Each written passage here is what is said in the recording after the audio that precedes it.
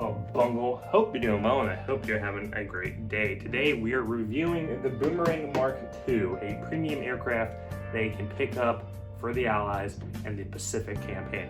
But diving down to an overview, maybe ask yourself, Bungle, how do I get the Boomerang Mk.II? Well, you're gonna have to pay roughly 40 bucks or 3,950 enlisted gold. This is a Pacific Allied Fighter Premium, which you can use to expedite your grind for the Allies and the Pacific campaign. Now diving down to the performance, real question, Bungle, what does the Boomerang Mk.II bring to the table? Well, when we talk about its armaments, it has equipped with GP 250-pound Mark IV bombs ×2. The bomb performance is actually pretty good at dealing with enemy infantry, enemy vehicles, etc. You can get a lot of multi-kills with these bombs. It performs actually very, very well, surprisingly, especially for it being a premium fighter. When we talk about its other armaments, it has 20mm Hispano Mk.II cannons ×2 of 120 rounds, as well as 7.7 Browning machine guns ×4, 4,000 rounds.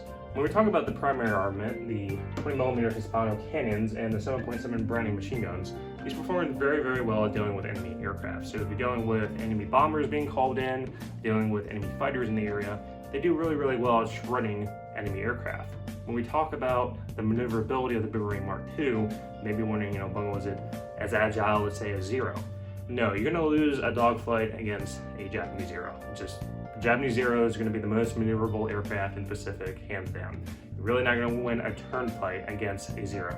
If you do get a jump on a Zero, however, you manage to shoot them with your 20mm cannons and fire with your 7.7mm rounds, yeah, then you'll be able to do some damage on that Zero, maybe even tear them to shreds. When we talk about the speed of the Boomerang Mk.II, it's actually pretty good. It's comparable to the Wildcat, in my opinion, and I never really noticed a big difference compared to the Wildcat with its maneuverability. Now, diving down to, is it worth it? In my opinion, I'm gonna say you have to wait for this premium vehicle to go on sale. The reason why is that right now, for its price for 40 bucks, can't really justify spending that amount of money on the Boomerang Mk.II. It's kind of like a quality of life upgrade if you really want to get this premium. And the reason why is that it's pretty simple. It's very dependent on the match that you're in if the enemy team calls in bombers. Really, that's what it comes down to. If the enemy team likes to use aircraft a lot and likes to spam, use radio operator squads to call in bombers, then this aircraft is going to do very, very well.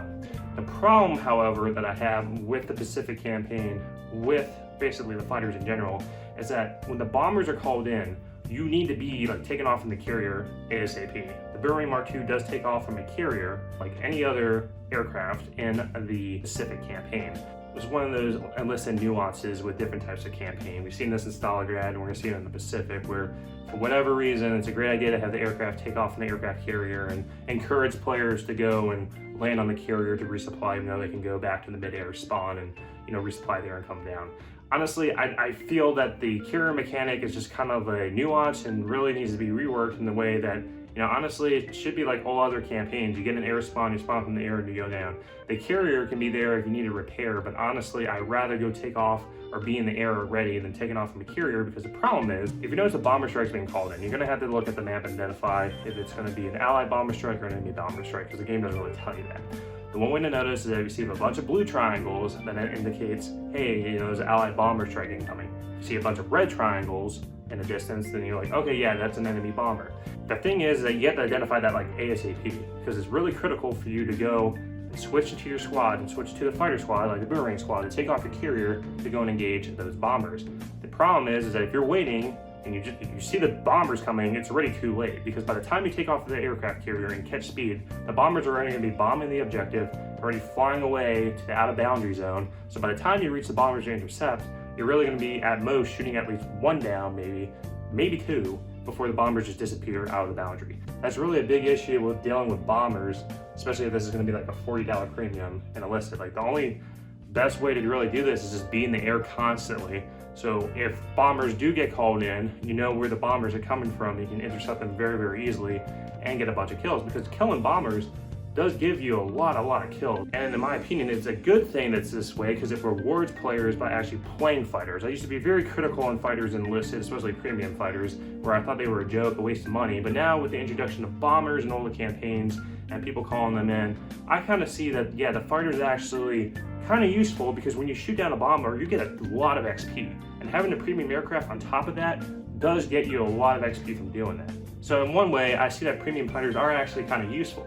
However, it is very match dependent. There are often teams that don't call any bombers, they do not use any fighters, so pretty much you're gonna be sitting up there in the air dropping bombs.